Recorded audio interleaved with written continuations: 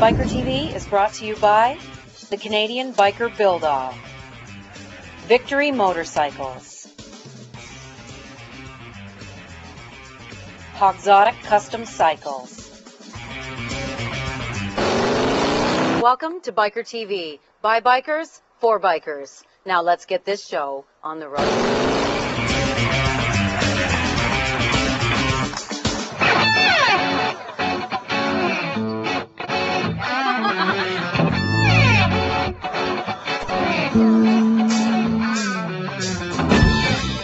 Canadian Biker Buildoff is going to be the show to do in Canada. It's headed in the right direction. It's growing little by little every year. On a standpoint for any guy that's looking as to where to compete in the future, to me, the show that's going to give him the best results is going to be the Canadian Biker Buildoff.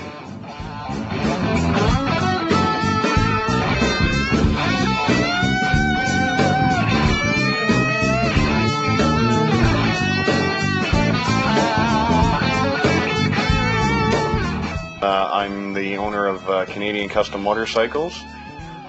Sitting on my 2006 Canadian Biker Buildoff winning bike, and we're looking forward to competing this year in 2007 Canadian Biker Buildoff.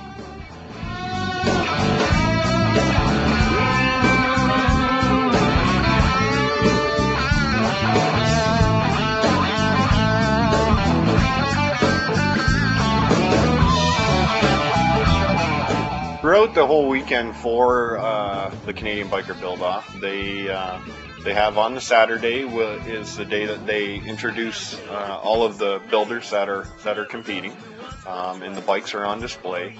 And also throughout that whole day, you have vendors that have clothing, all types of apparel, artists that are there to do pictures, some guys that are there to sell aftermarket products, etc.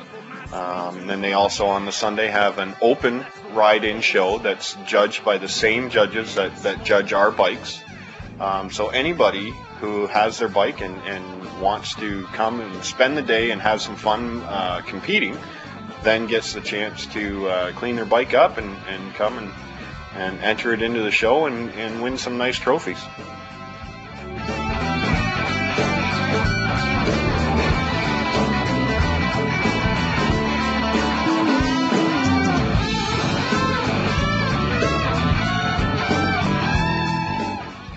For us, after winning, we were then, as part of the reward for winning, we were taken to Daytona for Bike Week with Vern and Randy.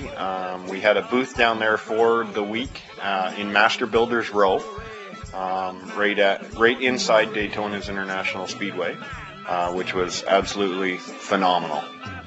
We were set up with only individuals that are part of the Master Builders Association. So we were in amongst guys like Eddie Trotta, Dave Perowitz, Donnie Smith, Matt Hutch was actually right across the way from us. And these were all individuals that competed in the same competition that we did. On the bike that I'm sitting on here, we took second place, and the bike that's behind me, we took fourth place.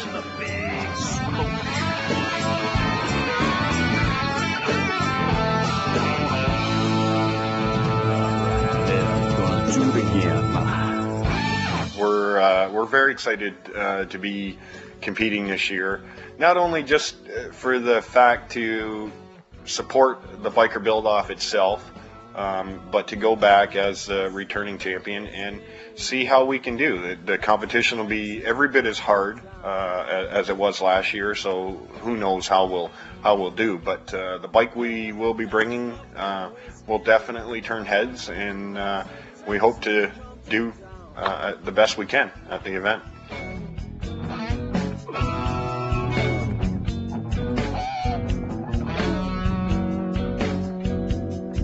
He's looking spry and frisky.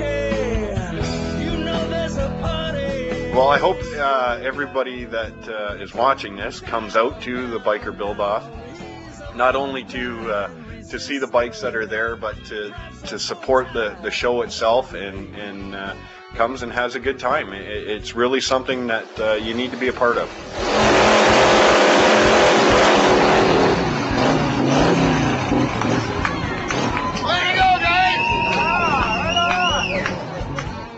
Hello, I'm Brad Haskins, and you're watching Biker TV.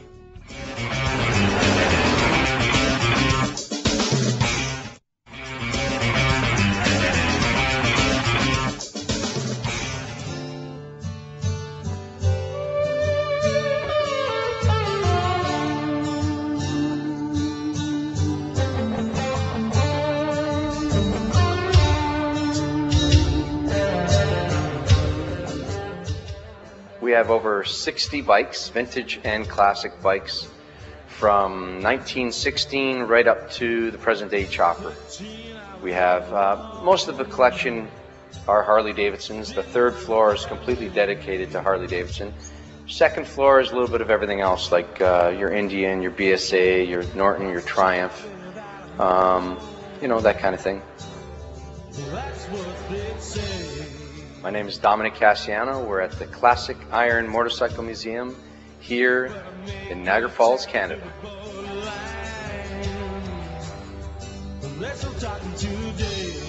Ed Leslie was fortunate to purchase this bike from Dan. It was a motorcycle that was used to lead the John Belushi's funeral procession.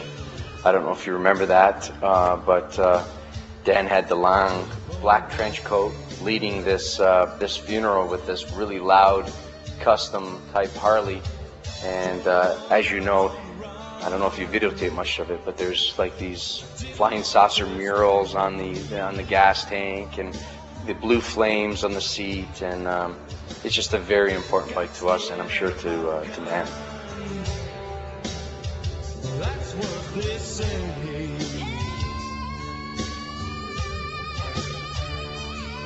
So bide my time till the morning shines. It's gotta go my way. The great thing about that bike, it was owned by Johnny. Ed found a hill climbing bike in a barn, middle of nowhere. And he called up John. He just so happened to know John and knew what John rode. He literally called him from that barn and said, "John, I think I got your bike." Described it. And John said, "Yeah, it was basically one of my early bikes." So Ed purchased the bike. You know, the crazy thing about John and his era, if you look back at some of the tapes, these were guys that just, I mean, they're blasting up a hill 80, 90, 100 miles an hour with, you know, garden gloves on and a long sleeve t-shirt. You know, there were no such thing as shoulder pads and elbow pads and shin pads, and you know, these guys were crazy, and John was definitely the top of his list, and that's probably why he became a 10-time Canadian champion and 5-time world champion.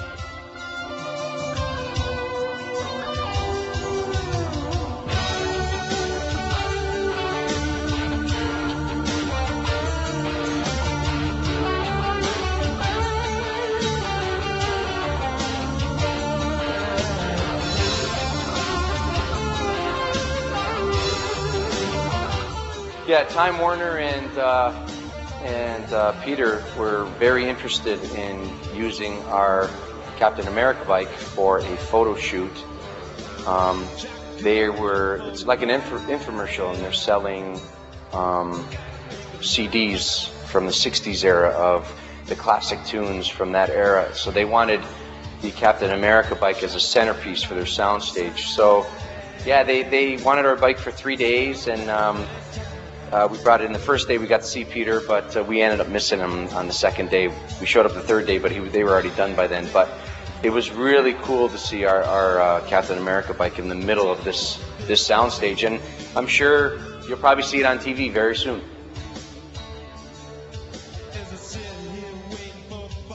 One of the greatest things I get from this museum is meeting all the different people from all over the world with the same interest I have, and that's vintage and custom bikes. There's some great stories that come out of here from people from after World War II, purchasing their first military bike and chopping it up or customizing it. It brings back, this museum brings back a lot of memories to a lot of good people. And I'm very proud to be part of it. Closed captioning by Task Performance.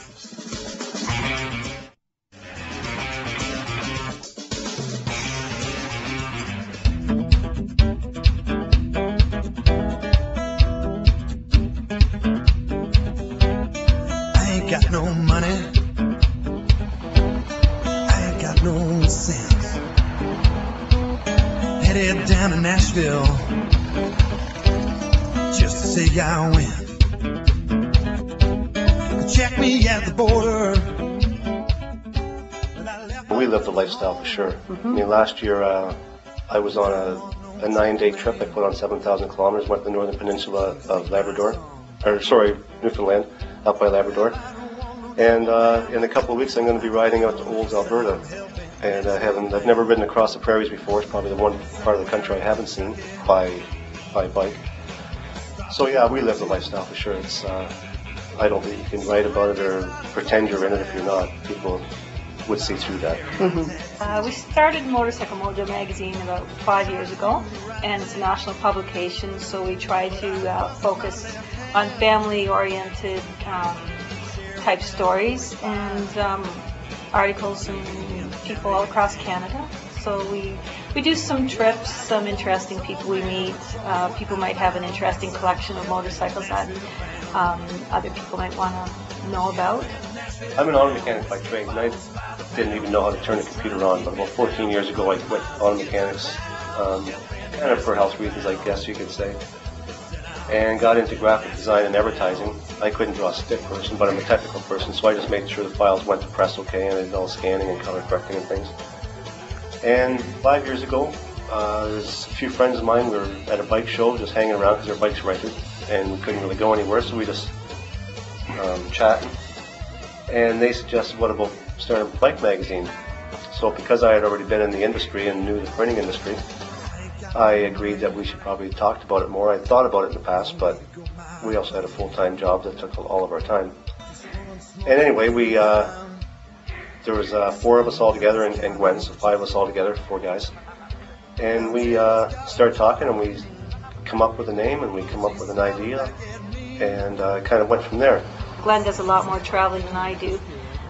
Seems like every week he's going somewhere, and the rest of us are stuck at the office doing all the paperwork and the computer work. And I detected bitterness there just a little bit. Trying to keep goofing off, eh? Trying to keep things organized while he's on the road. Yeah. Playing some bikes and Blackberry or whatever. Oh, so you're the backbone of the operation when Glenn's out riding around and doing demo rides and whatnot? Well, I like to think so, but I'm sure he doesn't agree. Yeah, favorite story, I guess, would have to be in our May-June issue with either Jody, the Jody Minnick, the soldier that the bike was built for, the Bullseye, or the Northern Stars flag relay that went from mile 0 to mile 0, and everybody who was involved with that relay signed the flag. And because it was Stu Seaton who wrote that article, I didn't know it at the time, but when I asked him if he'd be interested in writing it, his son was going over to Afghanistan for a second tour, and so that was the way for the flag to get over there.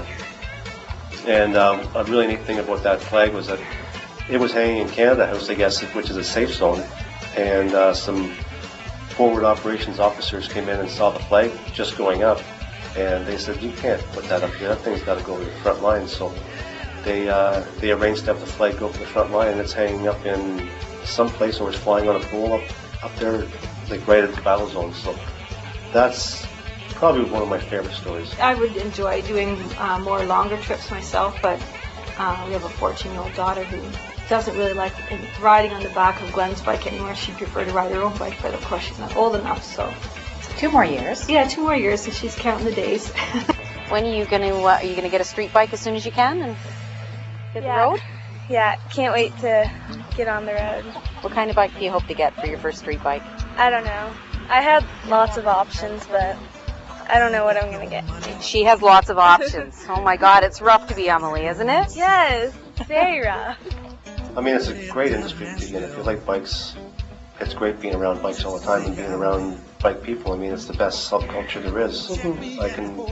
I mentioned earlier, I can get along with anybody, but bike people are just great. I mean, most of the guys, if they know you're a rider too, they'll give you the shirt off their back to help you out if you're stuck someplace or help you out whatever way they can. And anybody who rides and has been around for a few years knows that. And it's just it's the greatest kind of people to be around.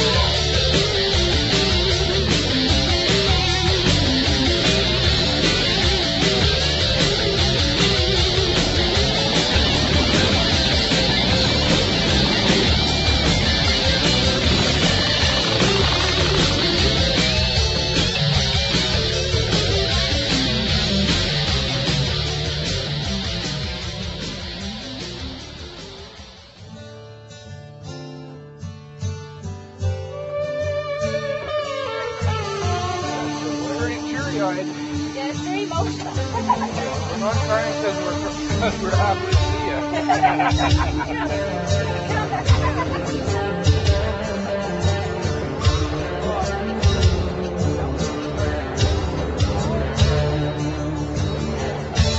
see you. I was all alone. Okay, who are you? Ron Shepard. And where are you from, Ron? Grand Prairie. So what made you come out and join us today? Oh, I was at Wembley all weekend long, and it was really good. I know, I saw you following me around there. Oh, come on now. No, it was a good time, hey? Oh, it was fantastic. Yeah, it was good. It was just as good as last year or whatever, but it was great. It's improving. Well, to live in Grand Prairie up here and have something like this, it's fantastic. Yeah. We don't live in Edmonton or Calgary or something like that, and small town Alberta. This is just great. Yeah, you guys are kind of in the middle of nowhere. Well, I like it up here. Yeah, we are. Big sky up here. Yeah, and cold winters. Yeah, I know. Yeah. I lived in Calgary for a while, so I know about it's cold warmer in winters. Calgary. Yeah, it would be a little bit. Yeah. No, it was great, and it's really nice to see up you these events too. Yeah, that kept me warmer just thinking about that. About me? Oh yeah.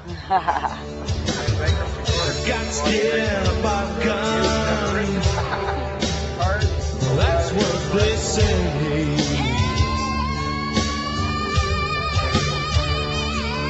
So bide my time till the moon shines. So what are you going to do? You going to give us some tours and stuff? You bet. Would you like a tour? Absolutely. We were just going to go around and bug people, and I wanted to go in there. Do you want to go in there? Yeah, what's in there? It's pretty dark to film it, but if you tell me what it's about. That building is completely full of motorcycles that we use for training. He just wants to get me in here because it's darker in there, right? Step into my office. We have in here, there are all of the training aids, and well, not all of them, they're somewhere in the shops, but the ones that we're not using right now. The training aids for our OPAT motorcycle apprenticeship, motorcycle certificate, and Harley Davidson. So there's quite a combination. Pretty well every brand you can think of is in here. Mm-hmm. We each have our own areas. That's our Harley Davidson area down at the end. Cool. How'd that end up with a monoshock? We did a little bit of cutting and welding and whatnot when we were building it, and if I remember right, it's got a, God help me, maybe shouldn't say this, but we got a Kawasaki rear end on it, I believe, if my memory serves me well. Yeah. I won't tell anybody. Don't tell anybody, no. That's just our secret. Okay. Let's check it out. 65,832.